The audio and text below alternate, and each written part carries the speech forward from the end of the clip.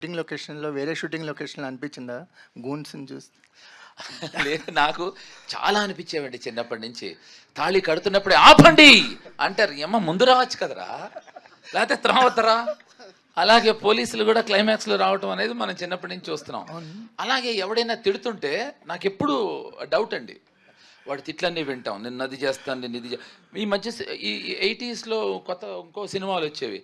వాడు మారువేషం వేసుకుని నీ అంతు చూస్తా నిన్ను చంపేస్తా అంటే విలన్ తెలీదు. వాడు ముందర కూర్చుని ఎంజాయ్ చేస్తూ ఉంటాడు.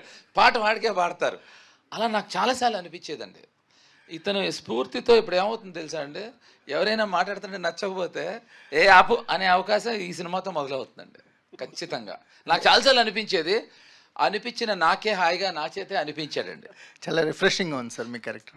అందుకే మీ ఫోటోకి మీరే దండేసేటా చేశారేమో. వచ్చాడు ఈయన దండ. అందుకే మీ ఫోటోకి మీరే దండేసి కొత్తగా నేను వేసుకోలేదు, నేను వచ్చేప్పటికి దండేసి పెట్టాడు. ఏంటి దండేసావన్నా అది అని చెప్పాడు. ఫస్ట్ కాపీని రావాలి కదా, నా ఫోటోకి నాకు దండేసాడని నాకు నవ్వొచ్చింది. మళ్ళీ అది శివలో ఫోటో. అది చెప్పను నేను, ఇంకా అది చెప్పను నేను. నాకు నా దండ చూసి నవ్వొచ్చింది. అంటే ఇప్పుడు మేమెవ్వరం కామెడీ చేసేయం, మేము కామెడీ చేసేయం, అది కామెడీ జరిగిపోతూ ఉంటుంది అలా అనమాట. అలానే ఉంటేనే ఆడియన్స్ నవ్వగలరు కదా, మీరు నవ్వుతూ ఆడియన్స్ నవ్వించాలంటే కష్టం కదా. కాదు, విషయం చెప్పనా అండి, మనం ఆడియన్స్ అంటాం. ఫస్ట్ ఆడియన్స్ మేమే అండి.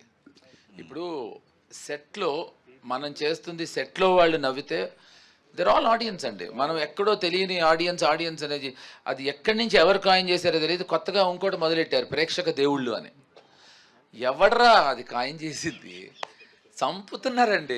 ఏమండి, మనందరం కూడా ఆడియన్స్, మనందరం దెయ్యాలం, ప్రేక్షక దెయ్యాలం మనం. సో దేవుళ్ళు కాదండి, దెయ్యాలే. ఎందుకంటే చూసీగా ఉంటాం మనం. ఎవరింటికి వెళ్ళి ఎవరితో దూరిపోవాలా, ఎవరి శరీరంలో దూరాలనే దెయ్యం చూసీగా ఉంటుంది. అలా ఆయన 2 సార్లు గాయపడ్డాడు కదా అని దెయ్యం ఆయన ఇంటికి వెళ్దాం. థియేటర్స్ టెంపుల్ అంటారు కదా, దాన్ని ఎలా డిఫైన్ చేస్తారు?